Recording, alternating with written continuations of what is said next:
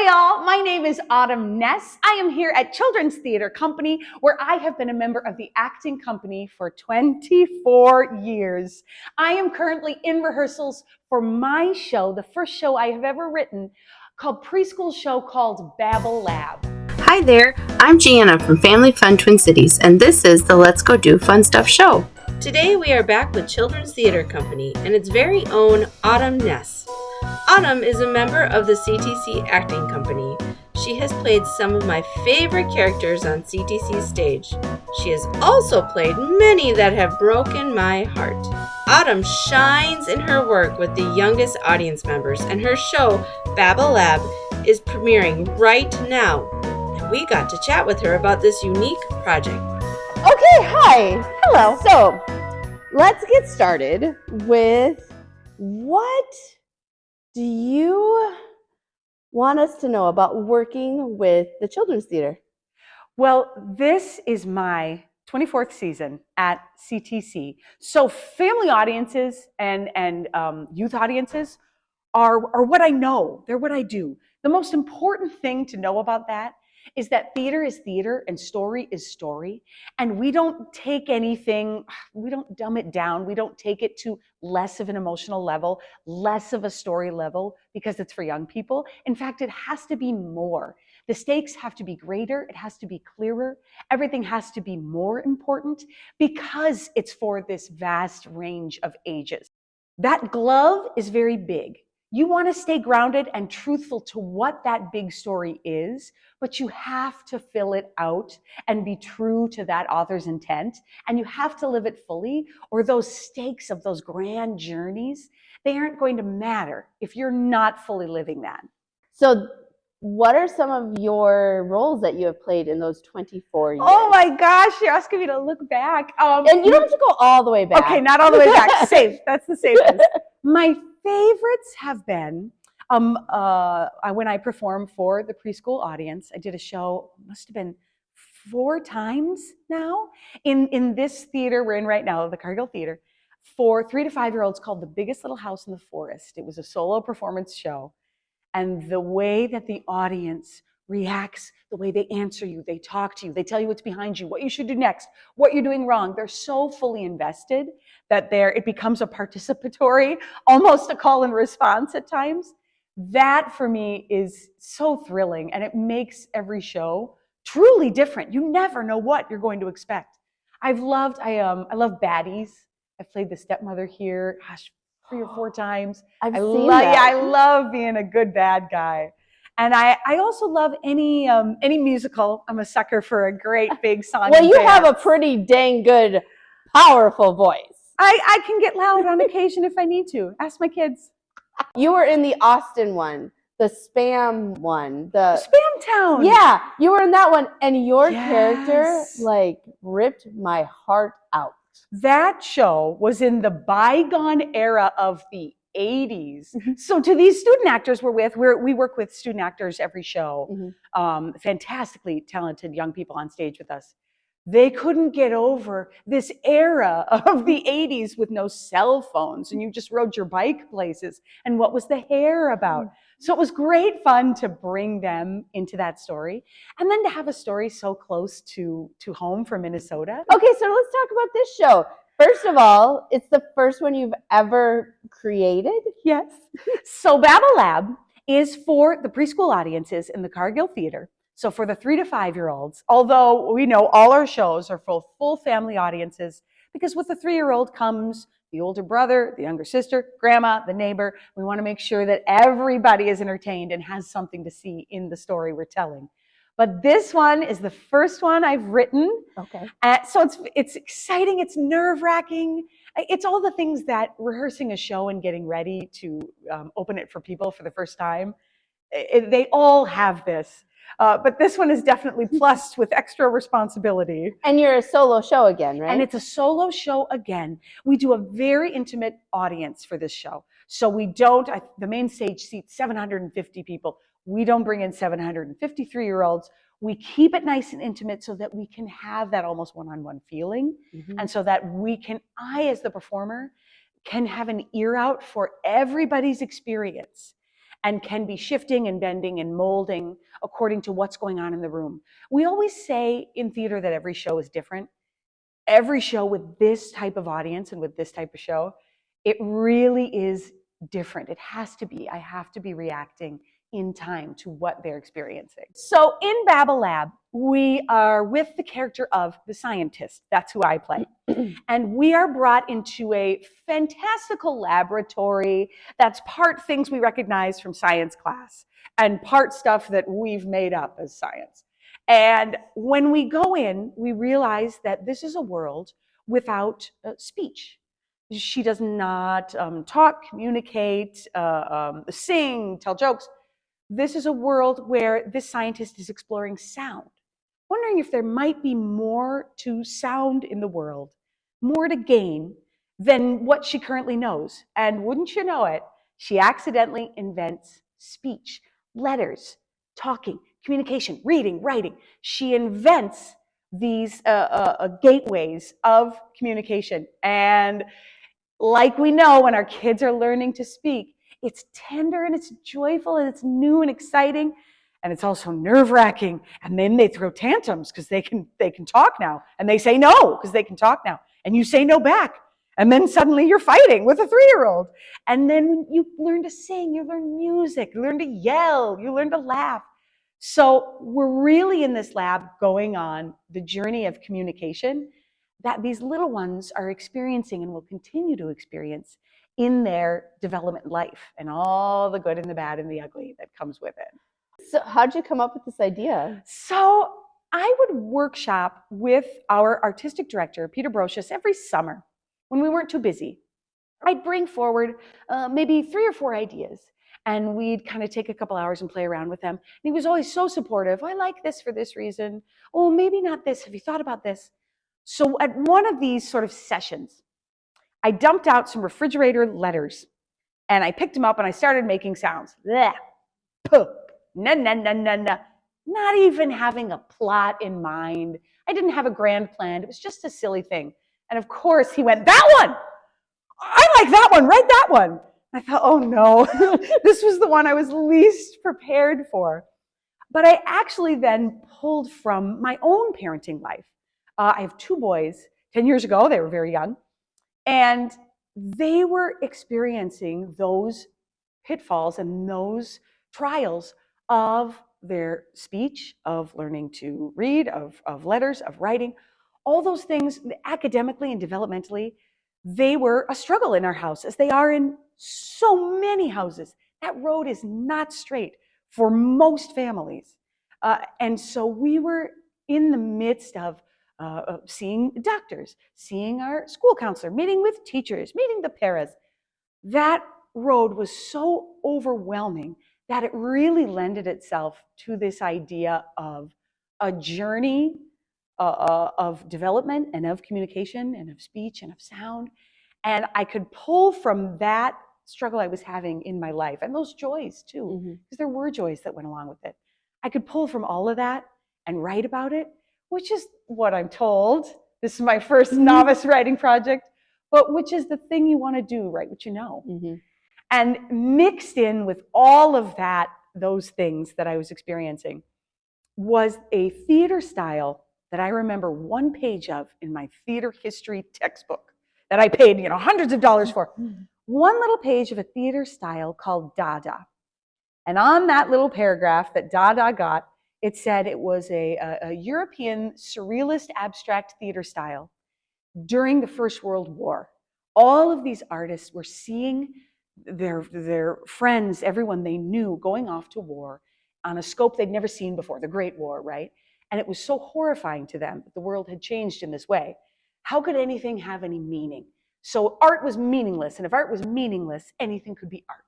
And everybody rejected it. It was so bizarre. It was abstract. People rallied against it. But I found it really lended itself to this piece where we were making these abstract sounds and we were having these journeys of communication that weren't typical or academically normal. It really lent itself to that. So we've managed to find inspiration from this obscure, surreal art form that all of us theater majors sort of knew about. And we have in the show, this is new to me too, live interactive animation. I have screens behind me, and I can say Bo, and up behind me shows Bo. And I can move my mouth, and I can say Bo, whoa, and out it comes, just like a really cool cartoon. And then we open that animation up to go, what if she talked and it became so overwhelming that it crushed her down? What if she said letters and they all turned into a dinosaur and chased her? What if she said a beautiful poem and they all turned into a tree and the leaves and the letters blew off? So you wrote the show, but there's more than just putting words on a page. There's all these ideas that you just told me about. How do has anybody ever done this before? Like, have you seen this? Like, how does this all come together? The answer to how does it all come together and have I seen it before? I haven't seen it before, which is a blessing and a curse. I don't have a path to follow, but that means we can make our own way. You have your team, you have your director, you have our animator, we have our designers, sound, lighting, composers. I have all of these smart people in the room. And we look at each other and we start by saying anything goes. And we get it all out. These are great ideas. And then you start to pick and choose. Along the way, you lose things that were exciting or that you loved. They're for the next show. You want to focus on what is going to make this show the strongest. That's really what rehearsal's been about. We have all of these ideas. Which ones do we pick? What's the best, strongest way to tell this new story that no one's told before, that no one's seen before? And then we run it for audiences. We bring in preschool audiences just up even to our rehearsal room, or while we're teching, we're not even in our full show mode yet. And we run it for them and watch and listen. What is confusing? What did they like? What did they like, but maybe we don't want that moment there, because then it makes everything kind of go crazy, and we really want it to be focused at that moment. What do we move around so it builds properly? When did they get bored? Did they cry? We watch and listen for all of this, and we hone the show through their reactions. We bring it to classrooms, talk to the teachers. So it sounds overwhelming to start, and it is, but we've got a team whose job it is to go, okay, focus in. We can't tell every story. We can't do every bit. What do we want to do?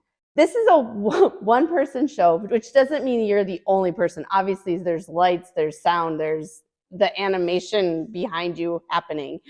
Somebody's in charge of that, right? Oh, yes. I get that, but you're the one on stage. What is it like to rehearse by yourself with a whole bunch of people watching? Rehearsing and performing by yourself means it's always your turn. It's always your line. There's not that moment like you have in a show of give and take where you sort of breathe, you take in how you feel. And if you've got a long time, you sort of get to look around and see, how's the show going today? There's none of that. It's always you. It's always the next minute. So I have had kids just kind of come up and stand with me while I'm doing the show. If I have blocking, which is what we call where we walk and when, they can follow me. It's like I'm wearing a big skirt sometimes, a little skirt of preschoolers. I have found kids when I've turned around in this kind of audience to do a moment. I turn back around, there's somebody on the set, or there's somebody over here who found something and they're just having fun with this prop.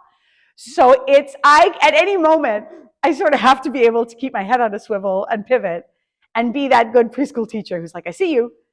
We get back and or find your chair, as we say, find your seat. This is your seat. So I'm not lonely once the lights come up. And how much has being a mother helped you? Oh my gosh. I mean, I think my parenting self factors into all my selves, my work self, my artistic self. Yeah. I don't know how to keep it separate, but I definitely think my idea of what children bring to a live art performance has changed since I've been a parent. Because I now know listening for a child doesn't have to look like how we're chatting right now. Listening for them is come as you are. And it doesn't mean that they're somehow not experiencing the story how they're supposed to, or not getting enough out of the story, or not participating. it means they're being their full self in the space, which is what we want. We want them to come as they are. And when they respond verbally and when they respond physically and they stand because they can't sit anymore, or they dance because there's music, or they say, look behind you, or you should do this, or don't you see that? It's moving. I know that that's their participation being fully lived. I think in the past, before I have kids, that would have made me nervous. Should I somehow be keeping them seated? Should I somehow be keeping them quiet? No, as a parent, you lose that illusion. You know that they are going to be themselves, and the best you can do is be open to that, embrace that, set the show up to be ready for that, and to know that every parent who's got a kid there knows exactly what I'm dealing with and hearing as a performer in front of these, 100 kids.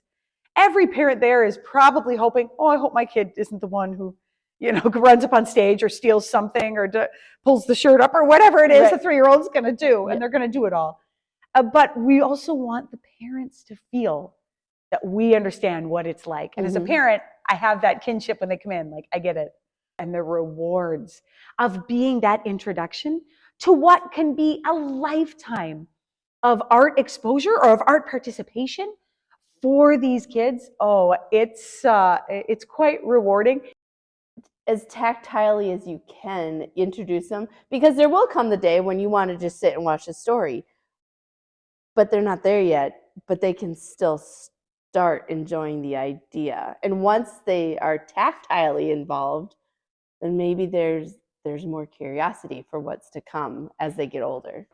And how you do that in a way that draws them in and lets them come to you, because you can't go to them. They'll run the other way. You've got to pull back and let them lean in and let them be the ones to join the story on their own volition. Kids they're all their own person. So they're going to have the kids who are like the loud ones in front. You're going to look at me now, and you're going to have the ones that are like, I don't want to, no.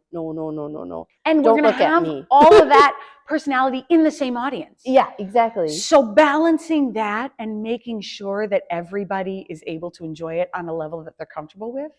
How many people, you said the play is very small and intimate. Yes. How many are in a show or at a show? So you think about our main stage, you can see 750. Yeah. This one, we're going to max out at 100. Okay. And we figure grown-ups will take up about half of that. So we'll have on average about 50 kids, about 53 to 5-year-olds.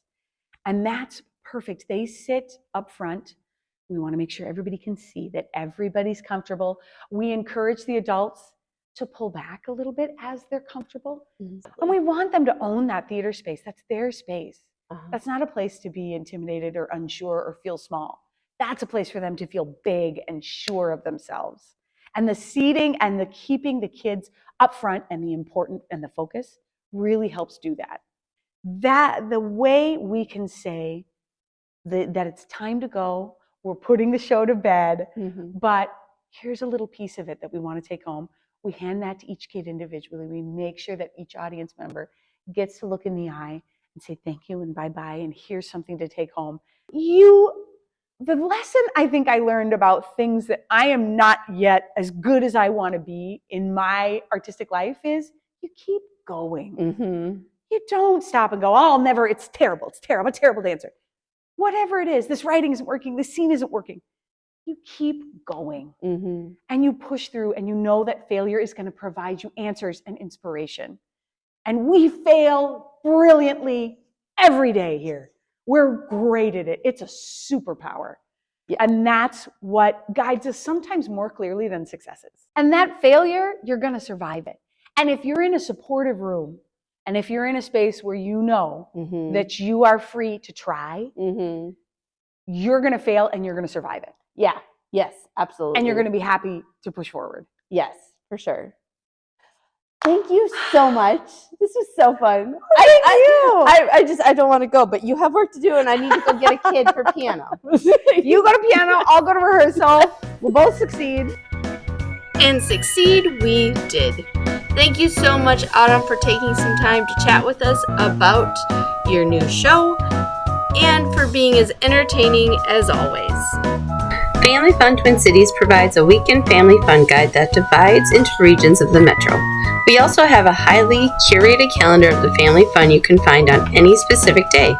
We have all the links available in the show notes if you are listening to the podcast, or in the description box if you are watching on YouTube. And now it's time to highlight our weekend top 3. Egg hunts are plenty, and there are lots of them this weekend. Here's a free one on Saturday, March 23rd. Hawthorne Spring Egg Hunt. It's at Fairview Park in Minneapolis. It's geared toward kids ages 1 through 12. Participants will collect eggs, participate in springtime activities, and play games. It is from noon till 1:30 p.m. and it's for all ages. It's free and a drop-in event. If you aren't heading anywhere for spring break, or if you are coming into town for the weekend, I personally think a fun family splurge would be Can Wonderland Mini Golf. It's located at 755 Pryor Avenue in St. Paul. This is the quirkiest mini golf course in the Twin Cities, and it's open to entertain you over spring break. Each artist-designed hole is an attraction in itself, entertaining all ages while you're waiting in line to putt. Plus, there's a huge vintage arcade, a malt shop, and an on-site brewery. It is open Wednesday through Sunday in March and April, and it's about $13 to $15 per person. Celebrate the meaning behind your name with The Name Jar, a new play based on the children's book by Yang Suk Choi. Starting March 22nd, audiences of all ages can follow Yoon Hae, a young girl who just moved to the United States from Korea. When the kids struggle with her name, she wonders if she should choose a new one, but will any others fit? You can see The Name Jar at Stages Theater Company in Hopkins from March 22nd to April 14th. Tickets are $5 to $18 with free lap passes to those 2 years or younger. This is produced in collaboration with Theater Moo. And now it's your turn to go do fun stuff. I've heard your house might have been a loudish house. It's a loudish house. We need more than drywall to just keep it inside. And very mind-boggling and twists and turns, but is something really cool and new for the show. Wow. Hold that thought. I want to know more about that, so I'm going to push that question over there. Hopefully I'll remember it's there. Okay. My therapist yesterday said, I'm putting this down. And then later I'm picking this up. Okay, so with